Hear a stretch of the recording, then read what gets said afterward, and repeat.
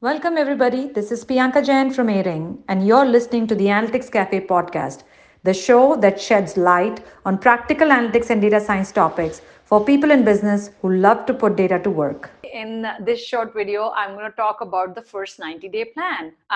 So many organizations and leaders, as they are beginning to build the analytics culture quotient or data culture quotient for the organization, or start up a new group, or build competency, data science competency within the organization, they talk about where do you start and what's an optimal way to start, or what's an accelerated way of sort of creating value, winning credibility, and starting to get quick wins.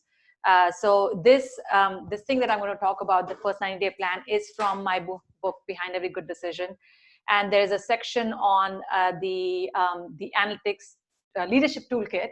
And within the leadership toolkit, the chapter 9 talks about the analytics leaders playbook, and I am going to share with you the first 90-day plan in a better way.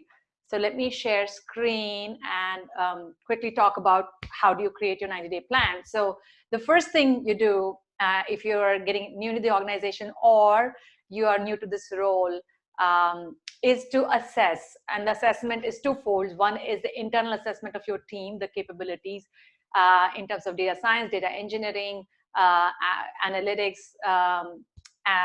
visualization, BI, whatever else you have as your scope. Assess your internal team's capability. At the same time, also do an assessment of your project and pipeline, as well as stakeholders' perception of the team, the projects, and so on.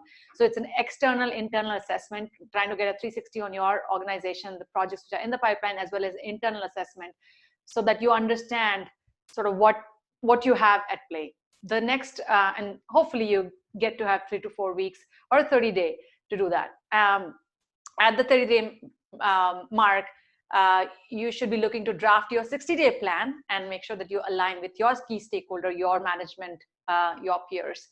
And the next 30 days, you should be looking to build the vision. And the vision is built with your stakeholders, your clients, your internal clients, as well as your boss, your peers, who are stakeholders, who are users of what your team is going to produce. And at the same time, as you start meeting and connecting with these folks, your stakeholders, start figuring out the key project that you should be working on.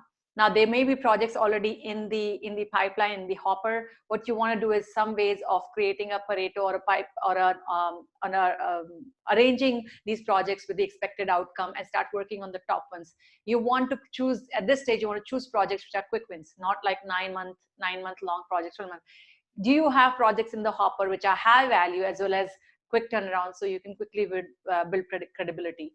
And then later, as you start looking at your sort of longer term plan, you need to start thinking about what are changes that you need to make within your organization to support these projects.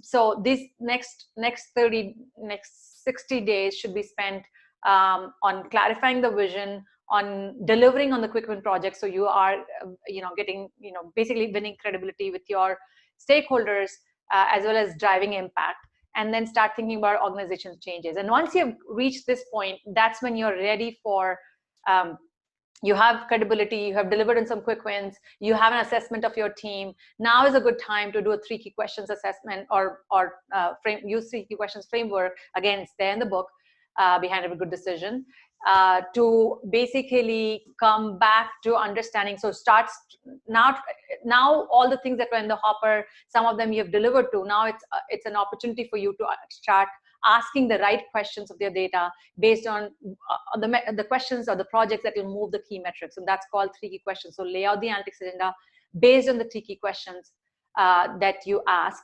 And then, because now you're based on the key questions, you'll identify the projects. Now you have an understanding of the projects. And if there's gap in your internal team, you start making or continue to make the organizational changes.